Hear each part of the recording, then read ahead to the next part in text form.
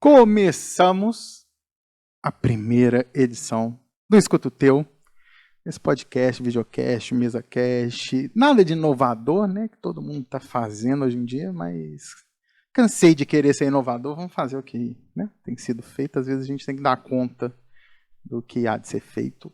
E hoje eu estou com um grande amigo querido, para mim, Theo, mas para vocês aí, Marcel Santos, psicólogo e psicanalista, vai contar um pouco da trajetória. É uma honra muito grande ter você aqui na primeira edição do Escuta o Teu. Sejam bem-vindos, mas antes, obviamente, temos que fazer aqui o jabá, porque a gente já começa fazendo jabá para a própria firma, né? Eu acho que isso eu queria divulgar para vocês o projeto da Escuta aqui, um projeto que eu tenho um carinho muito grande aí, de ter começado no início da pandemia. É um projeto que tem um impacto social, né? A gente tem uma extensão muito grande aí de atendimento psicológico voluntário. E queria convidar para vocês conhecerem, o QR Code vai estar aí na tela.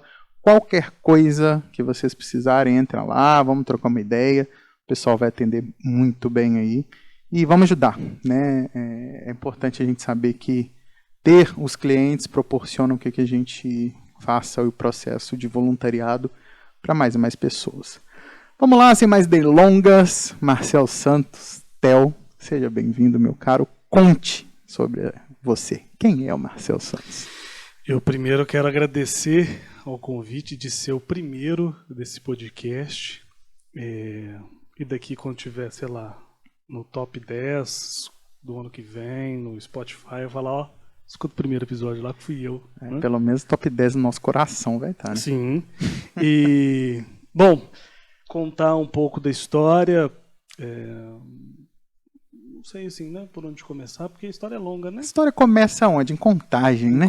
Não, começa em Belo Horizonte. Começa em Belo Horizonte? Nasci em Belo Horizonte. Achei que você era de Contagem. Morei em Contagem, não. Só morei em Contagem. Mas a história, talvez assim, pensada, né, assim, por aquilo que eu faço, começa em 2007, né, quando eu faço o vestibular para psicologia do Centro Universitário Newton Paiva. Saudoso Newton Paiva.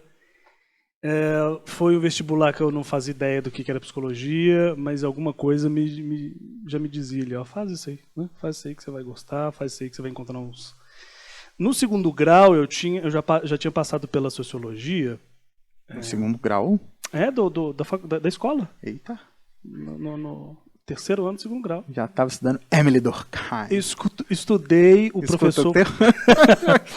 estudei com um professor, tinha passado alguns resumos de texto, e ele tinha passado sobre Heidegger, umas coisas assim, bem aquelas frases da época que a gente colocava na MSN, sabe? Nickname. Eu lembro que tinha o Heidegger, tinha o Kenner, não tô zoando aí. Como é que Kierkegaard. E aí tinha Freud também, mas eu não... Não, mas você estudou Freud no segundo grau? Não. Só tinha umas frases. Então, assim, o primeiro contato que eu tive foi com essas frasezinhas prontas. Alguma assim, que te marcou? Eu não me lembro, não. E eu entrei para a faculdade e comecei gostando muito de existencialismo. Né? Até o terceiro período, gostava muito de existencialismo, porque eu gostava muito da filosofia. Tive professores marcantes na faculdade em sociologia e filosofia. Mas aí terceiro período, encontrei com Freud. Como é que foi? Foi um encontro interessante. Assim. Tomaram um café? Não? Tomamos um café. E esse encontro com Freud foi muito, muito marcante, porque aquela coisa da sexualidade ela é muito provocativa, né? Uhum. Que a gente leva sempre pro sexo, pro ato sexual, né? E demorei, ó. uma cara para entender que não se trata do ato, né? Mas se trata de uma lógica, de um prazer nesse corpo, etc. Mas aí eu vi que era muito difícil. Quarto período eu li o meu primeiro livro de psicanálise, que foi Prazer em Ler Freud, do Nasio. Eu entendi a lógica do aparelho psíquico ali. Primeira vez que eu entendo o que é, né, como é que se dá um aparelho psíquico, que depois foi meu estudo de anos, né? Mas começamos ali, eu e Freud, a partir de um terceiro, né, um mediador desse conflito. Não. Que luxo. Que foi eu e Freud, com o Juan Davinásio. E daí pra frente... Um triângulo. Um triângulo. Sempre foi, né? Sempre foi. O grande desafio que a gente tem aqui, eu vou te chamar de Theo, e aí, né? Enfim, minha vida. Eu te chamo de Theo, né? Mas quando eu falar Theo, vocês entendam Marcel Santos, tá? Por favor. Aliás, Marcel Santos Psicanálise, sigam lá no Instagram. O grande objetivo desse podcast é assim, a gente pensar numa lógica de trazer aqui narrativas. Foi eu que pisei no seu pé, tá? Desculpa. No inconsciente te deu uma cutucadinha. Trazer narrativas que venham da visão de profissionais psis, né? Que venham de pessoas que, de uma certa forma, são envolvidas ou com a arte, ou com um número grande de pessoas que sigam. E também histórias do nosso cotidiano, de pessoas que não são da área psi, mas que tragam pra gente o que as pessoas chamam de anônimos, né? No que, na verdade, eu acho um erro muito grande chamar de anônimos, né? Mas as pessoas que a gente deveria reconhecer, mas que muitas das vezes a gente trata como invisível, né? Sim. Então, assim, esse é o objetivo. E aí eu acho que um ponto que eu queria saber muito, assim, né? É claro que vão ter muitos psis nos assistindo, né? Mas de uma forma que a gente consiga conversar com as pessoas que não são psis, o que é psicanálise? O que é psicanálise? Bom, eu traduzo essa pergunta como, de fato, um discurso, né? A psicanálise não é nem uma profissão, ela é um fazer. Um fazer nesse sentido, de um para o outro, né? E ela trabalha com aquilo que ninguém está muito interessado, que é o inconsciente, mas não é o inconsciente propriamente, mas sim o resquício, um restinho que o inconsciente nos dá. Ali, né? Gosto muito de uma frase do Lacan que ele diz que onticamente o inconsciente é o evasivo. Ou seja, daquilo que onticamente. Ou seja, daquilo que se pega, né? Assim, esse microfone é ôntico, eu pego no microfone, né? Ele é evasivo. O inconsciente não se pega. Mesmo quando ele se mostra de um assunto que tem nada a ver com aquilo que está dizendo e não se pega. Né? Ele passa assim, como se fosse uma janelinha e um pássaro. É aquilo ali que você vai ver do inconsciente. E é isso que é bonito da psicanálise, assim, que ela é tratada pelo discurso, né? Ela é um discurso. E quando, pelo menos eu me deparo muito com isso na clínica, né? Quando a gente vai falar de inconsciente, a pessoa logo pensa que é regressão, né? Vidas passadas, sim, etc. E tal. Como que você explica o inconsciente para as pessoas leigas assim? O inconsciente, ele é o seu sonho. O inconsciente é quando você vai chamar um filho e chama outro. O inconsciente é quando você decide na sua parceria amorosa chamar todo mundo de amor, para não confundir, para não deixar o inconsciente aparecer. Mas em algum momento ele aparece, né? Então o inconsciente ele vai se apresentar como, por exemplo, quando um professor chega e diz assim: eu não quero que ninguém fale na sala de aula hoje, né? E aí você está mandando uma mensagenzinha, né, assim, por escrita, né, aqueles bilhetinhos. E aí até que o professor chega: você quer falar alguma coisa? Ou seja, isso é o inconsciente, né? É o inconsciente dizendo: eu não vou, né, enquanto discurso, permitir que esse sujeito... Então o inconsciente está exatamente onde a gente não faz ideia que ele estaria, né? Onde? Em todo lugar. Todo mundo tem, né? Como se diz, dos invisíveis aos que se acham visíveis demais. O inconsciente está ali. E é de todo mundo. E é de cada um, né? Então, assim, o meu inconsciente é o meu inconsciente. O seu é o seu. Mas ele é exatamente aquilo que a gente não sabe do que se trata, mas sabe que ele está ali. Quando alguma coisa te dá um certo mal-estar, quando um comportamento te dá um mal-estar, né? Você fica com aquela angústia, né? se acorda, vê uma coisa e fala, que angústia, né? Assim, tô passando o dia todo angustiado, mas aí você lembra de uma data específica, 5 anos atrás, aquilo, né, sei lá, dia 10 de setembro, ou 11 de setembro, né? Vamos pegar aí o meu inconsciente. 11 de setembro, você sente mal, aí você lembra, hoje é 11 de setembro, mesmo depois de, sei lá, quanto tempo. Ou seja, inconsciente é isso. Tem aquela frase que eu não sei de quem que é. Suponho que seja de alguém, né? De alguém ela é, nem que seja sua. Do inconsciente, né? Que fala que até a gente tornar as coisas conscientes, o inconsciente vai reger a nossa vida. Sim. E a gente vai chamar de destino, né? Dizem que essa frase é do Jung. Como eu nunca li Jung, então não sei se é de fato, né? Como diz aquela frase também do Freud, né? Um charuto é apenas um charuto. Eu nunca li em Freud, mas falam que é dele. Vai que alguém escutou, né? Exatamente. Quando você encontrou com ele, você não... Ele não falou isso comigo, não. Então vamos lá. O Marcel chega lá em 2007 na faculdade. Esqueceu de falar da honra de ser meu calouro. Calma, que não chegou nesse momento. Não? Terceiro período eu ainda não... calouro no primeiro período. Eu era, mas eu só te conheci no quarto período, quando eu fui pra noite. Verdade. Até então eu estudava de manhã. Você me conheceu na noite. Uhum. Então, assim, você tá atravessando a história. Mas só pra lembrar vocês que a vida realmente atravessa, né? Todo mundo fala. Essa frase é marcante na época coxa de retorno. Mas piadas internas, tá, gente? Mas vamos lá. E aí a vida no quarto período atravessou, né? Que foram, no quarto período eu estudava de manhã, fui pra noite, não me lembro porquê, não tinha um motivo específico, vou trabalhar, quis estudar à noite. Pra me conhecer? E aí acabei que eu conheci, mas eu já te conhecia antes. É mesmo? Sim. Vai. Calma que foi uma confusão agora. Não. Fala da confusão. Não, desculpa. Não. Eu te conheci no quarto período, mas eu fui conversar com você no sexto. Caramba. Porque no quarto período eu fazia estágio com o pessoal da sua sala. E aí você foi meu calouro, quando chegou no seu sexto período eu ainda estava no quarto período. Não, você estava lá na frente ainda. Aí você me conheceu no sexto, como é que foi? E aí conheci...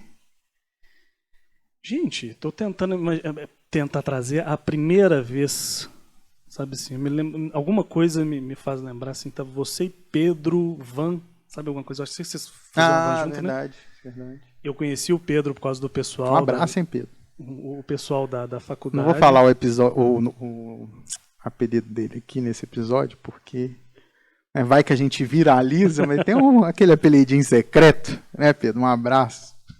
E aí conheci, e desde então, 2009? 9? Deve ser por aí. 9, foi em 2009. Porque 2010 foi a... Nossa, foi a... Que aí nós começamos a conversar mesmo. Foi 2010. Psicanálise é isso, né, gente? A gente não consegue dar nome às coisas às vezes, né? Mas foi a 2010. Você tá atravessando aqui, ó. Você tá atravessando o pé. Seu pé tá gelado. Mas então foi desse modo, né? E aí, quando conheci, já estava fazendo estágios e tudo era psicanálise. No quarto período, né, que eu estudei no ginásio, no quinto eu tive psicopatologia, que foi com uma professora genial, era o diabo em forma de gente. E aí mandar um abraço pra ela, mas não vou mandar porque você chamou ela de... talvez ela goste. Ela saiba. Também. Mas ela tinha um apelido, todo mundo sabia. Beijo, Marluce. E aí, ela foi uma das pessoas mais incríveis dando aula, porque ela metia o terror, mas ela dava uma acolhida, sabe? Não sei se ela sabia disso, não, mas ela acolhia. E aí... Divertia também. Sim, quando eu tive psicopatologia, aí eu tive uma aproximação maior com pacientes, né? Que foi o estágio dela. Eu sempre fazia, né, levantava a mão. Quem quer buscar o paciente, levantava a mão. E aí, no sexto período, tive com outra professora e tive a primeira disciplina que eu li Lacan, que foi a introdução à leitura de Lacan, que foram 6 meses para entender o que é o significante. Que eu saí da faculdade sem entender, fui para a pós-graduação sem entender, não quis saber de Lacan no meu mestrado, e esses dias para trás eu acho que entendi. Você só saiu entendendo o significado. Talvez. E aí, você lembra quando começou esse despertar para a psicanálise? Assim? O que O que exatamente não, mas eu me lembro muito bem que esse tema da sexualidade provocava. Sabe? Assim, provocava um burburinho na sala, um mal-estar generalizado. E aí eu lembro também da aula de um professor que eu tive uma aula genial, Geraldo Magela Martins. Genial a aula dele. E o modo com que ele trabalhava a neurose, principalmente, criava criava uma vontade de ir para análise e falar daquilo, sabe assim? Com ele. Que foi, inclusive, quando eu comecei análise, não com ele, mas comecei... Foi a primeira vez que eu fui para análise, eu fazia terapia antes. Que haja dinheiros, né? E aí, porque assim, causava uma certa...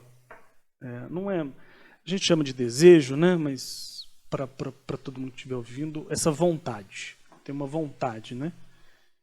Que é essa vontade de querer saber o que é que está acontecendo, e a gente vai com aquele discurso que a gente vai, todo mundo vai mesmo, saber um pouco mais de si, por que eu faço isso, como se fosse um guru, né? O analista fosse um guru. E chega lá, você descobre que ele não é um guru e ele não te responde absolutamente nada e você continua indo. Né? Assim como as pessoas entram no curso de psicologia, talvez, Sim. né? Só que alguns continuam achando que é guru, né? Psicologia por amor. Por amor. Achando Psicologia que por quê? Não sei. Nunca levei isso para análise também, porque nunca me interessou saber. Você é psicanalista, né? Assim, quando eu entro, eu nunca tinha ido. Eu tinha uma tia que estava para formar, mas nunca exerceu, até onde eu sei. Não tinha nenhum contato, mas alguma coisa ali do inconsciente, alguma coisa que eu devo ter lido, assim, que ficou recalcado, mas o resquício falou, é para aí que você vai. E fui. A família inteira falava, faz engenharia, faz direito. Eu fiz errado. Não fez direito, não? Não, fiz não. E aí vem várias coisas, assim, eu acho que é importante a gente trazer, assim, então tem esse... Você que está aí do outro lado e não é da área psi, e se interessa por psicanálise, eu acho que é importante saber o quanto que, na hora que você vê lá castração, né? Na hora que você vê lá complexo de Édipo, né? Sinto um desejo com a minha mãe, né? Exatamente. É importante que vocês entendam que aquilo não deve ser considerado literal, né? Qual dica que você dá para quem quer estudar psicanálise, não é psi, para lidar, né, com essa... Igual você teve esse fervor no início, né, sobre o senso comum que remete essas palavras. Né? Eu oriento, se eu pudesse voltar, eu teria lido o mesmo livro. Porque o Prazer em Ler Freud é um livro curto, direto, e ele te explica a evolução do conceito. Né? Porque escutei isso na graduação, na defesa do TCC da Natália, e ela disse uma frase assim, que a obra de Freud é uma obra em movimento. Eu achei isso genial, porque é. E nesse Prazer em Ler Freud, ele fala do movimento dos principais conceitos, por exemplo, sexualidade. Ele vai falar um pouco disso. Então, assim, vai sem a preocupação de entender, inicialmente. Leia, se familiarize com os conceitos. Primeiro, se você nunca leu nada de psicanálise, nem nada disso, vai aí para alguns vídeos no YouTube, né? Tem uns canal do IPM, né? Instituto Psicanalítico Movimento. Merchan importante. E vai se familiarizando. Da firma. E vai se familiarizando com os conceitos para depois você... Né?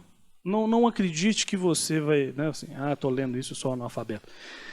Nós somos analfabetos. Né? Assim, leio Lacan, leio o texto do Freud. Leio o texto de Freud. Que eu falo, o que esse homem está falando, meu Deus? Sabe? Leio Lacan... É quase... Você já leu algum texto seu e se perguntou isso? Não. eu acho extremamente claro o que eu falo. Já que você trouxe a palavra claro, eu acho que é importante a gente pensar uma coisa aqui. A gente vem, né, não só na psicanálise, como na filosofia e como principais teóricos, né, considerados como principais, um perfil muito elitista, né? Sim, completamente. Um perfil embranquecido, elitista, eurocentrado, né?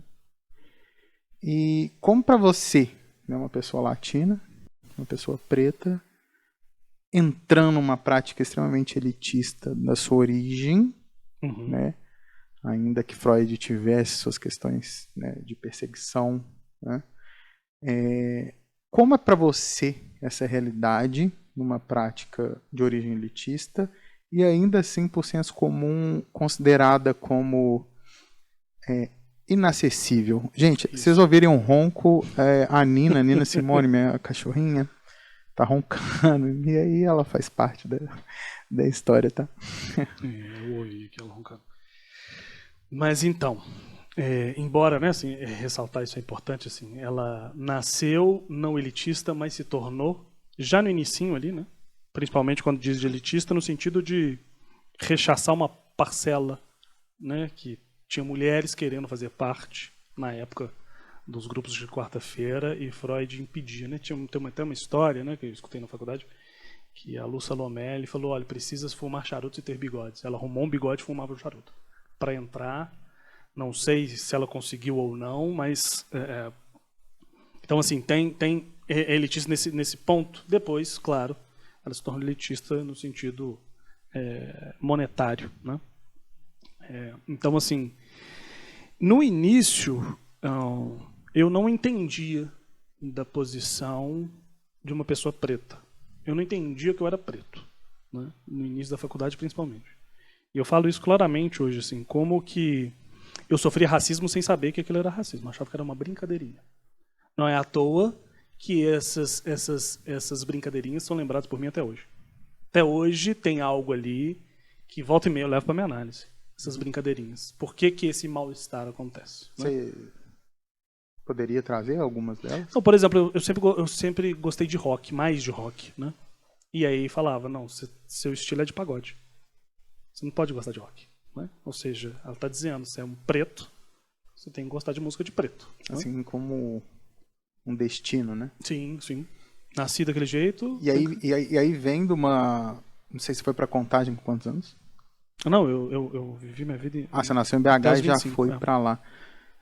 Contagem que é uma região metropolitana de Belo Horizonte, há de se entender como periférica, né? Do que é o central. Então, assim, é um psicanalista preto vindo de uma região periférica, né, ao movimento econômico ali, né, em termos de capital. Além dessa carga, né, que você traz, você teve algum ponto que colocou em xeque ou nem deu a entrada para sua competência no quesito racial, por exemplo, como trava? Ou seja, assim como Lu Salomé teve lá a sua resistência para entrar, né, nas quartas do charuto, do bigode. E você, quando saía daquela ideia de formando, entre aspas, né, em psicologia, para entrar no ciclo, de fato? Eu acho que eu tenho um benefício, que eu sou um homem. Assim. Então, a mulher preta ela recebe o sexo, não recebe o afeto. E, de algum modo, por ser homem, eu recebo um pouco de afeto. Né? Então, assim, eu ia, sabe assim, não me lembrava, não entendia que alguns comentários que eu tinha, algumas instituições de psicanálise que eu escutava, né, me tocava, sabe? Eu sentia um desconforto, mas de um tempo para cá, como eu disse, né, assim, que, sei lá, uns 5, 6 anos, pouco mais, talvez, foi quando, inclusive, eu tive numa das instituições que eu frequentava, teve uma pessoa preta retinta na sala. Falei, uai, somos dois então, né? Que na faculdade eu não tinha pessoa preta retinta na minha sala. E não tive professor preto. Professor de psicanálise muito menos, né? Psicanalista eu conheço 4 pretos. Talvez a geração ali depois da gente teve, né? Sim. Exatamente quando eu saí entrou um. Mas eu lembro, inclusive, dos nossos professores serem muito inacessíveis financeiramente para a gente conseguir fazer análise com eles, ou Ou, de fato, também alguns que eu não entendi por que estava ali. Você fala essa frase, a imagem vem na hora. Significante é isso. Ainda não entendo, né? Mas estava ali, sendo que tinha muita gente, né? Não é possível que era só aquelas pessoas que estavam querendo, né, se apontar em direção à psicanálise, né? Matheus, por toda a minha trajetória em instituições, em psicanálise, ou instituições de psicologia, nos meus estágios, eu era o único preto ou usuário do serviço. Quando eu fazia PAI-PJ, quando eu fui estagiário de Sersans, quando eu fui da Fiat, eu era a única pessoa preta e o restante era usuários. Então, minha sala de manhã, estou tentando lembrar aqui, talvez uma pessoa ou outra, que hoje ela se reconheça como preta, né, mas na época também não. Era muito dessa lógica do Fanon, né, assim, pele preta e a máscara branca. Eu achava que era branco e que eram só piadinhas mesmo, tranquilas. Mas uma coisa, assim, quando o Freud diz que a psicanálise não é para todo mundo, e a gente vive num mundo capitalista, é ali que acha do que Freud está dizendo. Não é? Que se você não tem dinheiro, você não faz análise. Então, o que na verdade o que ele está dizendo, a psicanálise não é para todo mundo, é porque tem gente que não está a fim de bancar pelo mal-estar, né? Pela angústia que pode causar, por descobrir e escutar coisas no qual uma terapia, seja ela qual for, não proporcione do mesmo modo, né? Porque uma terapia vai trabalhar um outro inconsciente, né? O inconsciente freudiano é só a psicanálise. Filosofia ou, né, a psicologia existencial tem um inconsciente, né? Mas é outro inconsciente. Não é esse inconsciente no qual Freud traz. Então, assim, quando ele vai dizer que a psicanálise, a psicanálise não é para todo mundo, é nesse sentido. Mas escuta como a psicanálise é para todo mundo porque você não tem dinheiro para pagar. Né? E acho também assim, que uma pessoa periférica, né, que ela não tem, como ela não tem recurso simbólico como uma pessoa que passou pela vida inteira estudando numa escola particular, né, claro que isso vai, como se ela não pudesse também, né, pagar. Lembro de uma história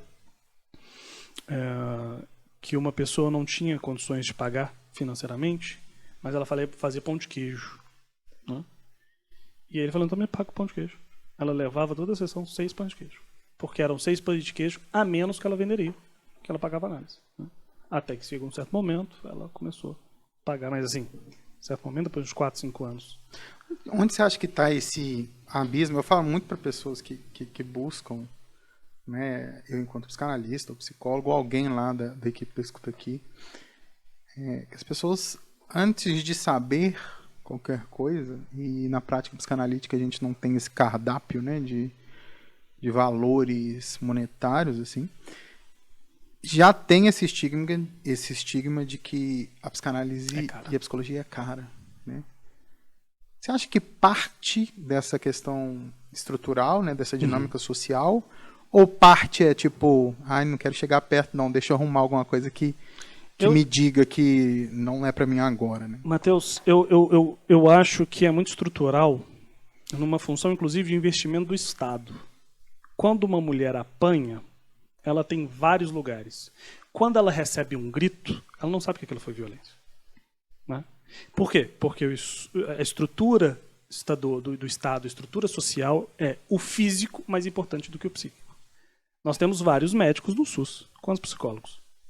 Por quê? Porque o psicológico não é tão valorizado quanto o físico. Né? Isso é estrutura social. Então eu acho que... E quando atinge o físico de forma psicossomática e... Fica revoltado. E vai procurar quem? Fica revoltado. Ah, não. Bobeira. Essas manchas na minha cara, isso aqui é bobeira. Não tem nada de estresse, não. Isso aí, né, tem a frase, né? Depressão. Vai trabalhar. Né? Falta de trabalho. E aí você traz isso a também uma questão estrutural que fala que depressão é doença de rico. Uhum. Como que você escuta isso? Eu escuto com... Assim, né? Tem um ponto aí que o nariz e os ouvidos são os únicos órgãos que a gente não consegue fechar sem as mãos, né?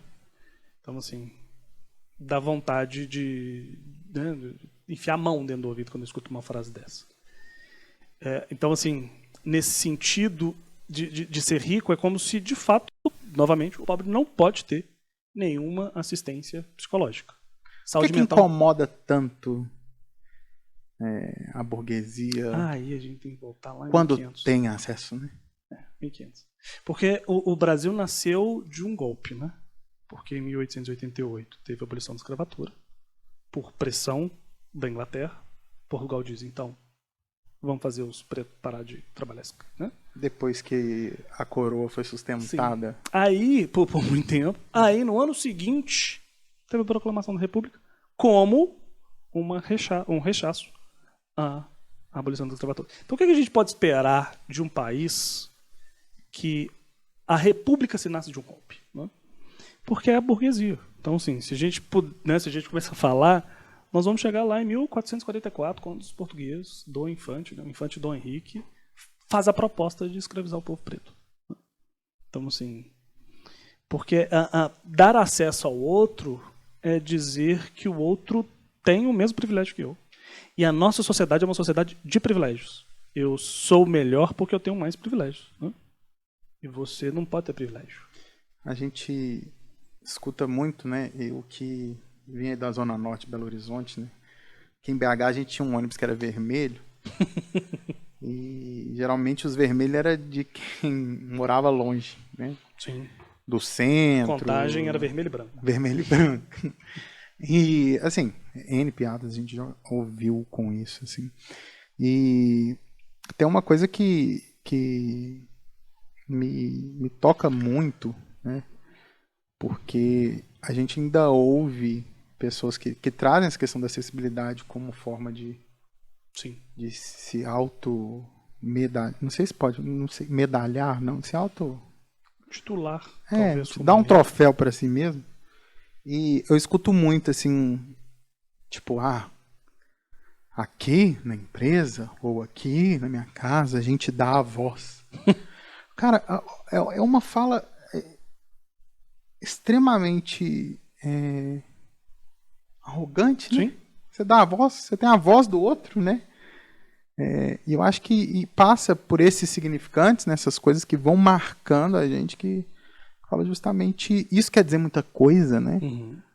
Eu dou a voz para as pessoas que estão em determinados recortes.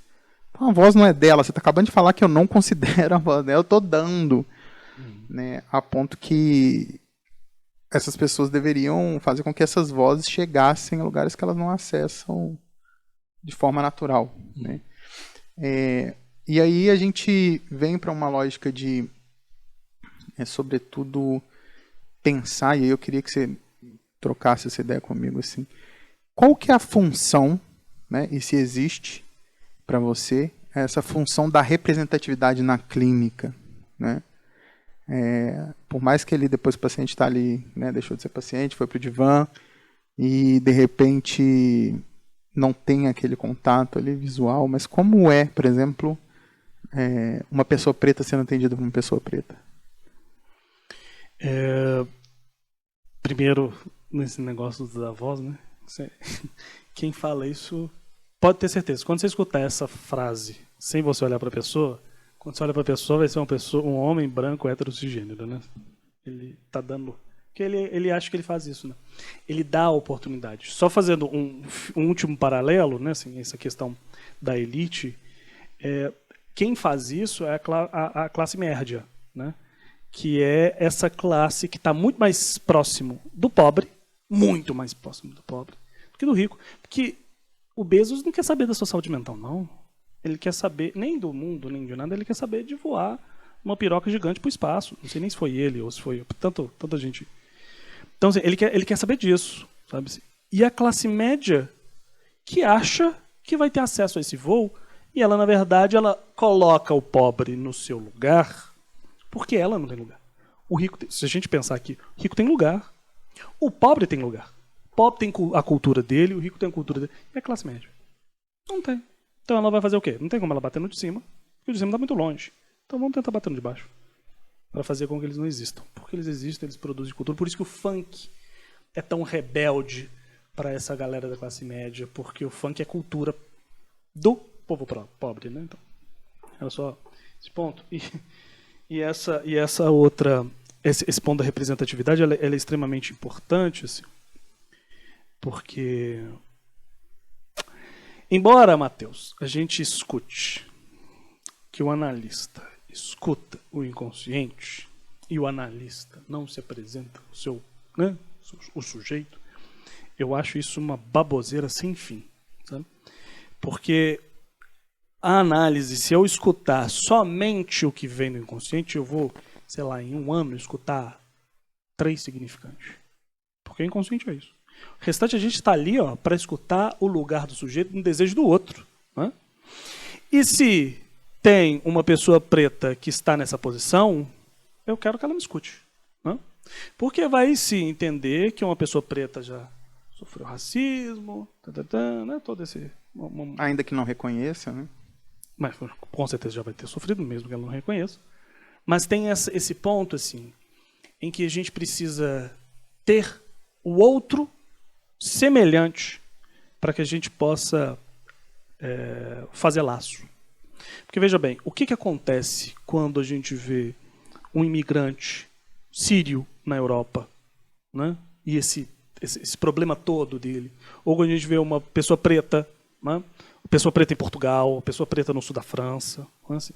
As pessoas pretas se juntam em algum certo lugar para ter a sua música, a sua cultura, a sua religião. Porque uma coisa que a população não dá é significante. Então, se eu estou num lugar de psicanálise, eu sou um analista preto, quer dizer que tem algo de um significante a ser transmitido para outro preto. Que uma pessoa branca não vai transmitir. Não porque ela não queira, porque ela não faz ideia de como se transmitir. Ela pode ter toda a lógica. Tem uma frase que eu gosto muito, assim, que foi até meu analista falou: prefiro uma pessoa branca falando de racismo do que uma pessoa branca racista. Né? Mas que saiba até onde pode ir com esse ponto do racismo. Então eu acho importantíssimo assim, ter variedades, vamos dizer desse modo, de analistas, como de médicos, como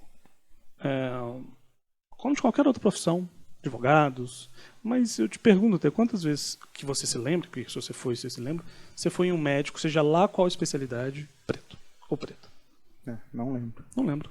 Eu particularmente, eu nunca fui. Se eu nunca tive um professor do meu segundo ano, né, do primeiro ano do segundo grau, até o mestrado, eu não tive uma, só no mestrado eu tive uma professora preta, mas não retinta, né? Imagina médico. E aí a gente entra para um comportamento social de tratar a exceção como regra, né? Sim. Fulano é médico, preto. Vai ver a pessoa não está no nosso bairro, não está em nosso acesso, né? E essa pessoa muitas das vezes fala, eu cheguei, todo mundo pode. Né? Como que você vê essa lógica meritocrata, assim? Né, praticada por muitos do que a gente vê por aí, né? Que tem a voz. Sim. E porque, assim, novamente, e a gente cai numa coisa que chama, né, assim, um discurso, né, de meritocrata que, aquele preto conseguiu ser médico. Qualquer outro preto favelado consegue também. Né? E aí vem as questões. A cota, ela precisa ser uma cota financeira, social, não uma cota. É exatamente a explicação que eu acabei de dar. Quantos médicos pretos você foi? Nenhum. Então precisa ter preto, gente. Não interessa se ele é rico ou se ele é pobre, precisa ter preto. E ó que quando a gente entra ali na faculdade, né, em 2006, eu entrei, 2007, ali a gente estava, né, começando um movimento ali muito forte, na época do ProUni, na época do FIES, né? FIES. Saudoso, que saudade, né, do FIES, do ProUni. Foi inclusive o que me fez formar.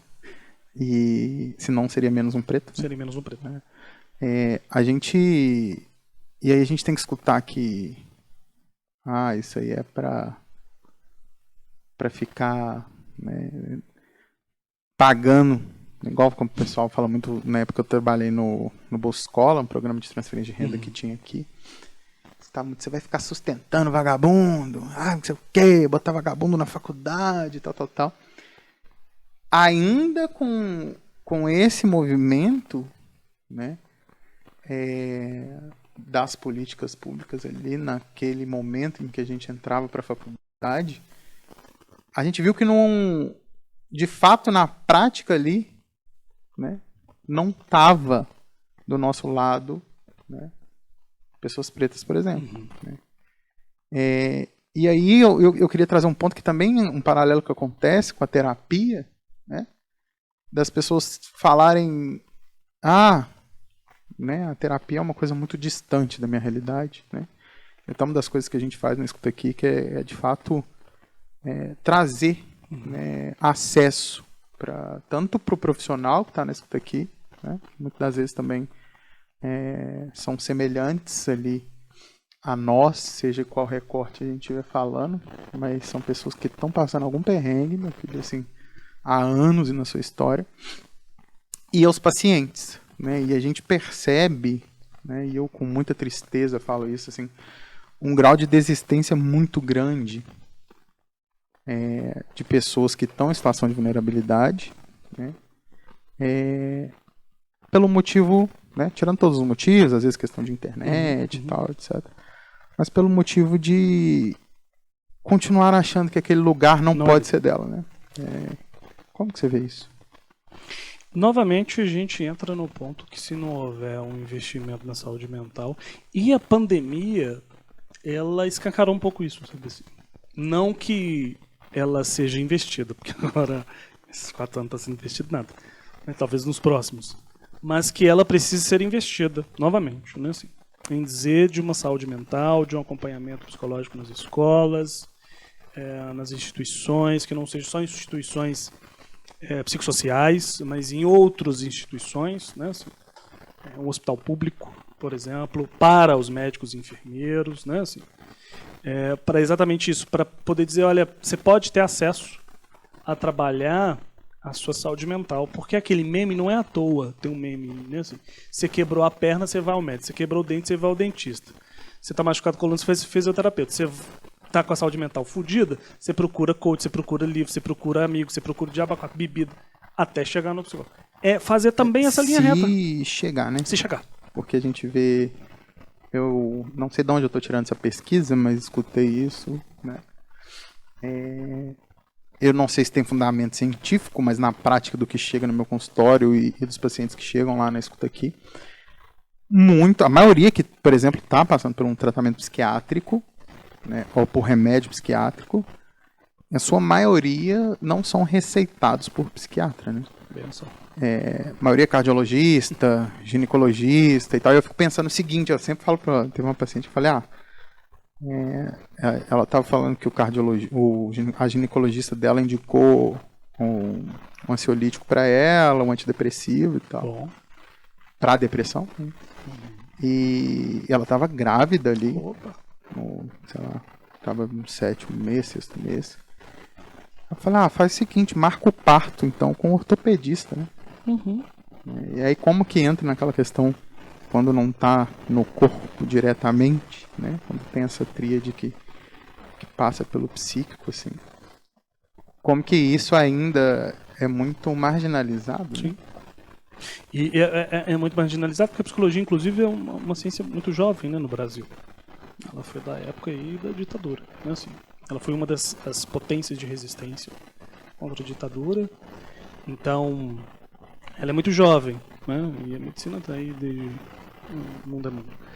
E eu insisto nessa política pública que é um investimento, né? Assim, como política pública, que eu digo investimento, no mais amplo sistema possível, no Ministério Público em Defesa da Mulher, que também, né, assim, esteja ali disponível um psicólogo para o agressor, né, no sistema prisional, porque a lógica do sistema prisional é a ressocialização. Mas tem um médico para cada 600 presos, a média, né? Então, um médico para cada 600 presos, ele não atende todos os presos. quer dizer que nem todos os presos estão indo. Mas nesse sentido, essa coisa. Quero te fazer uma pergunta. Estamos aí com quase um primeiro tempo aí de live. Tem duas coisas ainda que eu gostaria, né, de trazer aqui. A primeira é que você trouxe essa lógica do agressor, né? E você trouxe a lógica, né, do que a gente falou, da questão da identificação enquanto, né, psicanalista, paciente ou cliente, no quesito recorte aí, né? Você é autor de um livro que chama Feminicídio e Psicanálise, né? Muita gente que eu já falei do livro perguntou, mas foi escrito por um homem? Eu queria que você trouxesse um pouco, né, do que te fez escrever esse livro e qual que é a ótica, né, do livro, para que as pessoas não fiquem só com a capa, né? Porque a capa do livro também tampa e as capas também tampam algo, né? E a quarta capa, a parte de trás do livro, é escrita por uma mulher. Então, quando você lê a quarta capa, não lê que foi escrito por uma mulher que não é o autor, já falaram comigo. Mas o que você acha que você é para escrever deste modo se você não é um homem?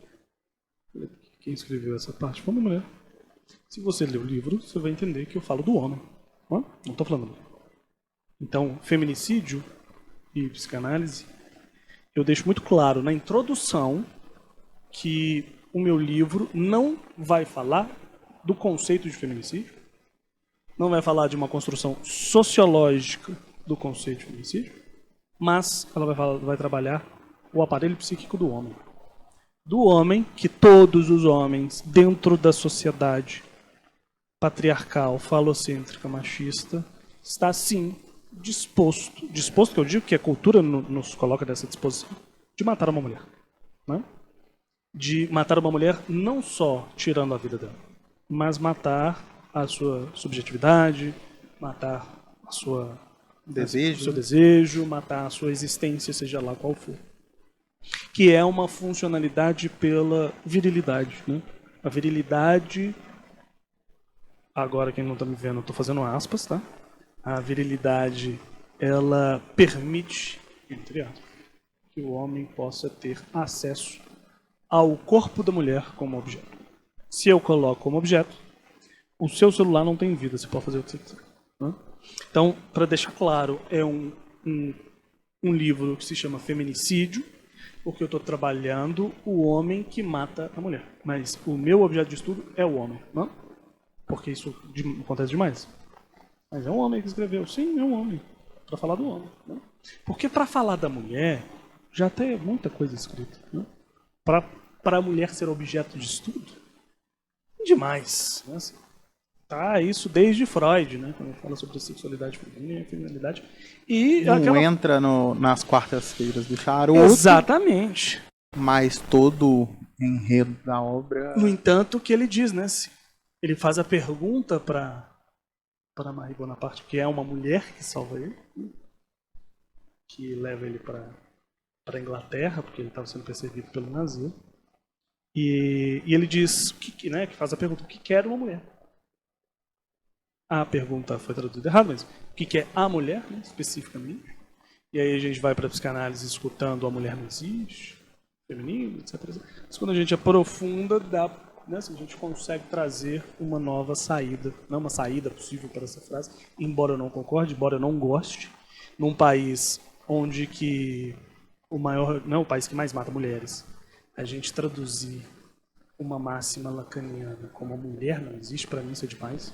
Isso toca no ponto machista, óbvio. Se você falar e você estudar, a frase compartilha muito bem com não existe o feminino enquanto universal. O feminino, ele é o fim de análise, ou seja, cada um chega ao seu ponto, que é o inconsciente, que é o modo que você lida com a sua castração. E aí, para quem não entende, castração é aquilo que te impede de realizar todos os seus desejos inconscientes. Né? Nós temos uma sociedade, a gente vive numa civilização. Então, para mim, é inaceitável repetir a mulher não existe. Porque é isso que o machismo faz. Deixar e permitir. E como que o homem existe? Pela virilidade. Acreditando, por isso que eu que eu gosto sempre de repetir essa frase do Trump, né? Make America Great Again, ou seja, fazer a América grande de novo. De que modo? Em que o homem branco heterossexual podia fazer qualquer coisa. Né? Que agora não pode, porque vai preso. Pode matar. Ainda que numa porcentagem muito menor do que a população preta, mas ele já está, né? Os homens brancos já estão sendo presos. Então, aí você traz as questões dos Estados Unidos, né? Não sei qual que é a porcentagem da população preta 13. Lá, 13%, né? E aí você vem para o Brasil, a gente tem aí mais da 54. Metade, né, pessoas pretas. País que mais assassina pessoas pretas no mundo, né? País miscigenado, né? Que obviamente que não há predominância total. País que mais mata pessoas trans no mundo, país que mais mata mulheres. Um país que carrega um significante de boa praça. O Brasil é boa praça, né? Todo mundo é maneiro. Mas depende. Sim. Depende do boa praça. Se for um branco europeu, a gente é boa praça. Se for um preto africano, eu sou boa praça. E aí, como que traz essa visão, né, eurocentrista assim, né, do Brasil para os resquícios, né? Eles machucam muito, que é a nossa maioria, né? Sim. E você fazendo esse recorte, mulheres, pessoas trans, pessoas pretas, são os que mais sofrem, né? As mulheres sofrem do machismo, os trans da homofobia, né? Transfobia, e aí a gente também entra nas pessoas lésbicas, gays, pretos, né? Que a gente já entra no recorte de raça. As pessoas pretas, do racismo. O homem branco não sofre. Porque ele está no lado do ponto privilégio, o macho. Ou seja, todo outro que não é homem, branco, hétero, cis, é, na verdade, o objeto. E o outro. Aí você traz isso. Recentemente eu vi um vídeo seu lá no Instituto Psicanalítico Movimento falando de um artista brasileiro que gravou um clipe. E aí, assim, eu particularmente fiquei vendo pessoas do meu ciclo endeusando essa atitude, né? Queria que você falasse, né, sobre a nova música do Thiago York. Eu não posso falar da música porque eu não escutei ela toda. Porque eu não tive estômago para escutar a música inteira. E eu tô falando muito sério, porque é um artista que teve isso daí eu já vi em um vídeo específico de uma psicanalista que disse que ele fez um curso com ela sobre masculinidades. Depois teve a ideia e fez a música. Não? Mas eu não consigo... Cujo carrega o significante no no sobrenome, né? Sim, mas eu não tô torcendo para que esse podcast vá tão longe que eu não vou falar o nome para não tomar um processo. Então é nesse sentido, assim. E eu parei, assim, numas frases, assim, que quando eu prestei atenção na música, pornografia, porra, isso vicia. Sabe assim, uma coisa meio... Não toma a dimensão que aquilo precisa ser tomado. Porque a preocupação dele não é a música. E isso fica muito claro no clipe. A preocupação dele é um homem branco, desconstruído, com uma causa de R$3.000, sem camisa, com músculo, né? Ou seja, ele quer mostrar o corpo como é belo. Como é belo para a nossa cultura, como aquele corpo é belo. Por que ele não colocou vários homens de vários tipos? Botou um preto, um gordão lá, né? Um preto, um gordo, um asiático, um indiano. Porque público para isso, ele, claro, tem dinheiro. Pode contratar quantos dançarinos de qual modo for.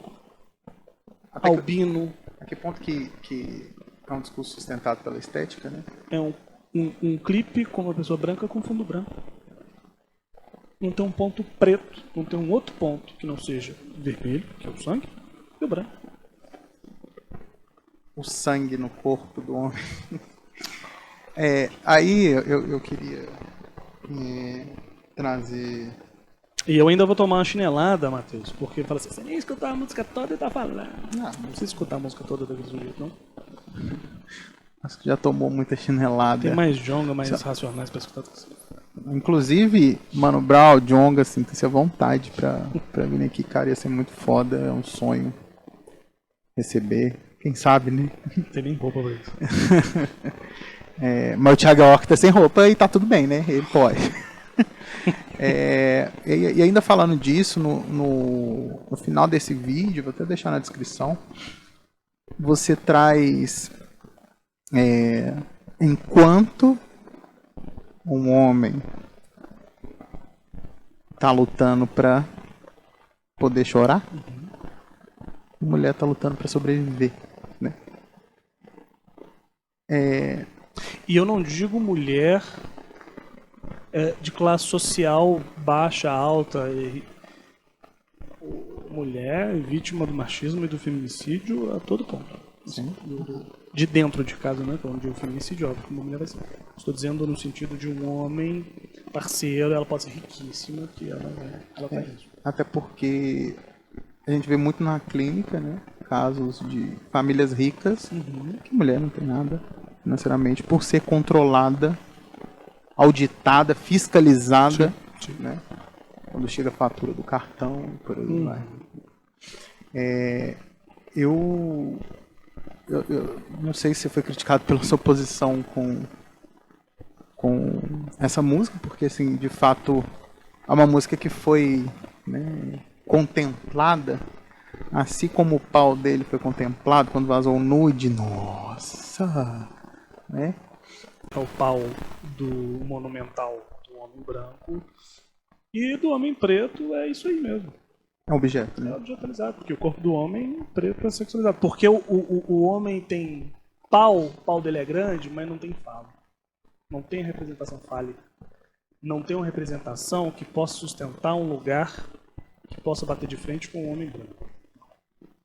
Ele serve para ser escravizado. Né? O corpo novo. E a fama do homem pausudo, né?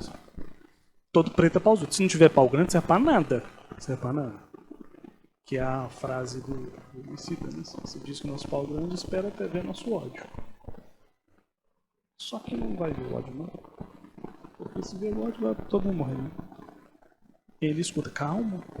Todo preto tá calmo, né? Se tivesse calmo, tava morto. Você traz isso, eu ouço muito dos, né, Thiago Yorks na vida, nas empresas, né, e tal. Poxa, precisa de tanta revolta assim, precisa de falar assim, não pode falar educadamente com a gente. E aí tem a entrevista do Djonga pro Quebrando Tabu, que ele lê assim, falando, mas você não acha muito agressivo, fogo nos racistas, um trem assim? Ele fala, acho.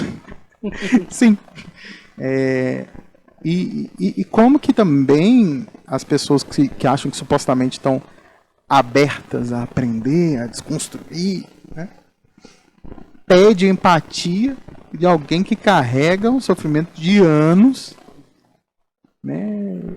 Assim, ó, você que tem lá seus privilégios, elitista e tal, tá pedindo para a pessoa que não tem o privilégio que você tem, seja empático, tá com toda a dor que carrega, consciente, inconsciente, estrutural ou não, ainda consiga, né, fazer uma meditação, ler uma frase motivacional e chegar para você, querido branco. Quero mandar uma menção honrosa e um beijo pro Thiago Lai, que ele fez um vídeo com uma resposta ao Victor, que é exatamente isso. Estou pedindo para que a pessoa preta que sofre seja empática comigo, branquinho, de papai, porque não foi meu pai que me deu emprego. E é isso, assim. Um brinde ao deboche? O negócio tem que tomar cuidado, né? No Spotify não tem a cara, né? Então não vê o que. Tô sendo debochado, tá, gente? E quando pede para ser empático,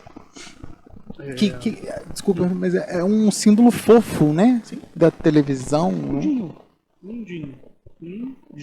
E foi endeusado quando foi lá pro Rodolfo falar do que é racismo, né? O que é o cabelo, coroa. Ou seja, o branco precisa do branco para poder entender. Do baixão lá. E 2 anos antes... Pedindo carinho pra... Olha, eu fui racista, me dê carinho. Né? Que é uma coisa que ele fala, inclusive, né? Assim, eu quero que alguém me ensine. Ah, meu amigo... Teve aula particular a vida toda, né? Então, assim... Mas com professora branca. Né? Então, assim... O fogo no racista, não sei se foi essa a intenção, mas é muito emblemático, porque é como... É devolver, por exemplo, para o KKK, o que elas fazem. Porque eles queimam o corpo do preto para não restar nada além das cinzas. Então, queimar o racista, para mim, é muito emblemático, como o nazismo queimou os negros, como o nazismo queimou os judeus depois que eles morriam nas casas. Jogava o corpo no vale do mar. Eu acho o fogo no racista extremamente emblemático. Para dizer, somos capazes de fazer exatamente o que faz. Não? E o que faz uma pessoa... E vai pra praia pra ficar queimado. Né? Pra queimar, exatamente. Por quê? Porque aí entra de novo a questão do corpo objetalizado, a mulata, né? A moreninha. Morena é cabelo, gente. Morena é perna, morena é cabelo. Ou você é preto, você é branco. Ou você é asiático, né? Eles chamam de amarelo, que são os asiáticos do Vietnã, né? Não sei nem se eles... Né? Mas tem o indiano. Não existe mulato. Não existe moreno. Moreno é cor de cabelo. Então, mas aí, assim, o que eu quero dizer com esse ponto do fogo no racista é isso, assim. É para dizer que tem condição, né? Você racista tem a condição de sofrer nesse ponto. Mas agora não vai dar não. Né? Não vai dar não, porque o Brasil tem mais tempo de país, né? Enquanto uma república não. Enquanto um país... que depois que os europeus roubaram tudo, desde que 1500, o Brasil tem mais tempo escravizando a população preta do que 100, né? São 365 anos. Do que 100 no papel. No papel. Porque, né? Exatamente. No sentido, são 365 anos escravizando, e 169 anos com a permissão, aí de novo aspas, da população preta ter acesso a algumas coisas. Né? Que, inclusive, no nosso país é cultuado, né? A princesa Isabel. Ah, pelo amor de Deus. Ela foi, de novo, né? Pedestal, quem tá no pódio, né? Tem que ser a princesa Isabel. Descartando toda uma luta, né? Exatamente. E descartando uma luta e também entender que depois dela não adiantou nada. O que eu digo após, né, que veio o golpe, e depois disso, como já não tinha mais Portugal, aí, aspas de novo, defendendo a abolição, a população preta começou a ser queimada, literalmente. Eles começaram a atacar fogo que eles iam na rua, até que eles subiram para os morros para não ter acesso à cidade, ao asfalto, que é aí que eles subiram as favelas, né?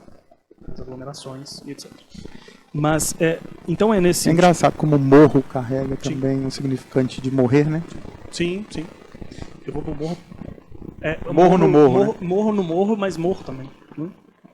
Então... E é isso, né? A segunda capital que contém mais pretos no mundo é Salvador. E o ano passado foi a primeira vez que Salvador teve na medicina mais pretos do que brancos formados. 52%. Aí você traz... Me lembro nas eleições que falaram que teria que separar o Brasil em 2 países. O do norte e do sul, né? Eu sei muito bem onde eu estaria, eu acho que você obviamente também. Mas que Salvador, né, represente de fato o significante que o nome carrega, né? Que seja Salvador, né?